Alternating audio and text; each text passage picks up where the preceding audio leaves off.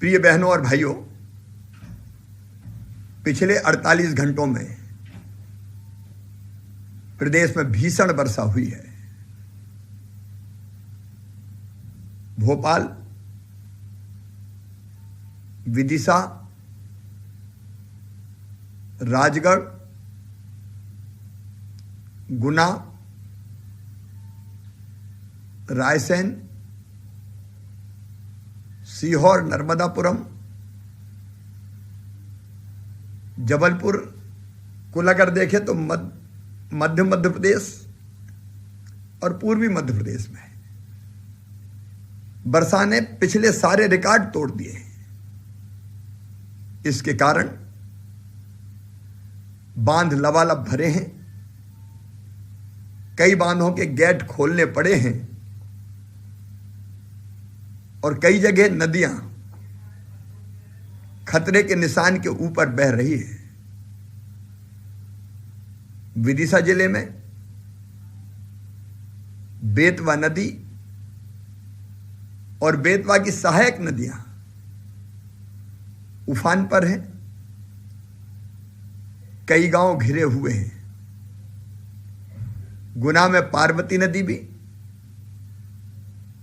खतरे के निशान के ऊपर बह रही है और कुछ गांवों में जल भराव की स्थिति है। अब नर्मदा जी में जल स्तर कई जगह कम हो रहा है, लेकिन नेवावर जैसे स्थानों पर बढ़ भी रहा है। कल से लगातार मैं स्थिति पर नजर रखे हुए हूं। रात को भी सिचुएशन रूम से, आज सवेरे भी सारे जिलों से जुड़ के हमने हर आवश्यक कदम उठाने का प्रयास किया है। भोपाल की सड़कों में मैं रात में भी घूमा था। इन सभी जिलों में असामान्य वर्षा हुई है। प्रशासन लगातार सक्रिय है। पिछले 24 घंटे में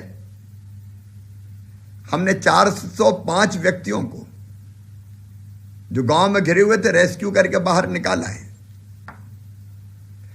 लगभग 2300 लोगों को सुरक्षित ऊंचे स्थानों पर पहुंचाया गया है। अकेले विदिशा जिले में ही 18 राहत शिविरों में 1200 लोग रुके हुए हैं और लगातार भोजन और आवश्यक सारी व्यवस्थाएं करने का प्रयास किया जा रहा है। विदिशा में लगातार कई गांवों में रेस्क्यू ऑपरेशन चल रहे हैं। विदिशा और गुना जिले के 25 गांव बाढ़ में घिरे हुए हैं। अभी हमने प्लान किया है कि विदिशा और गुना जिले के 10 गांवों में जो लोग घिरे हुए हैं उनको 2 हेलीकॉप्टर के माध्यम से एयरलिफ्ट किया जाएगा और वहां हेलीकॉप्टर भेजे जा रहे हैं। राजगढ़ जिले में 8 राहत शिविरों में 500 लोगों को ठहराया गया है। काली सिंध, पार्वती, चंबल नदी के जलस्तरों पर भी हम निरंतर नजर रख रहे हैं। एनडीआरएफ की टीमें और एसडीआरएफ की टीमें लगातार रेस्क्यू ऑपरेशन में लगी हुई है।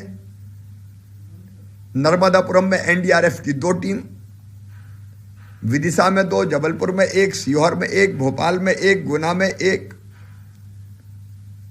और ऐसी एसडीआरएफ की विदिशा में 4, राजगढ़ में 2, गुना में 3 ये टीमें लगातार रेस्क्यू ऑपरेशन चला रही है। बोट के माध्यम से, नाव के माध्यम से लोगों को निकालने का काम कर रही है। हमने एयरलिफ्टिंग की व्यवस्था के लिए एक हेलीकॉप्टर रवाना कर दिया, दूसरा हेलीकॉप्टर भी आ रहा और तीसरा भी हमने बुलवाया है। आगरमालवा, रतलाम, शाजापुर, इन जिलों में भी हम लगातार नजरें रखे हुए हैं और नीचे स्थान पर जो लोग हैं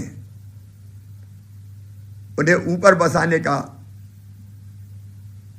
लगातार हम प्रयास कर रहे हैं। मैं सभी प्रदेशवासियों से कहना चाहता हूं जो बाढ़ से प्रभावित है, संकट की घड़ी में मैं, प्रदेश की सरकार आपके साथ खड़ी है। हम राहत और बचाव के कामों में भी कोई कसर नहीं छोड़ेंगे और उसके बाद जो नुकसान हुआ है उस नुकसान की भरपाई करने का भी भरपूर प्रयास करेंगे।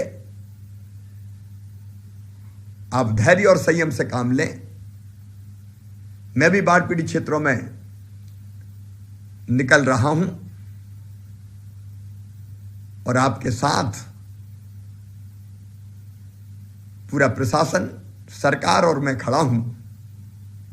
धैर्य रखें, संकट की इस घड़ी से हम बाहर निकलेंगे।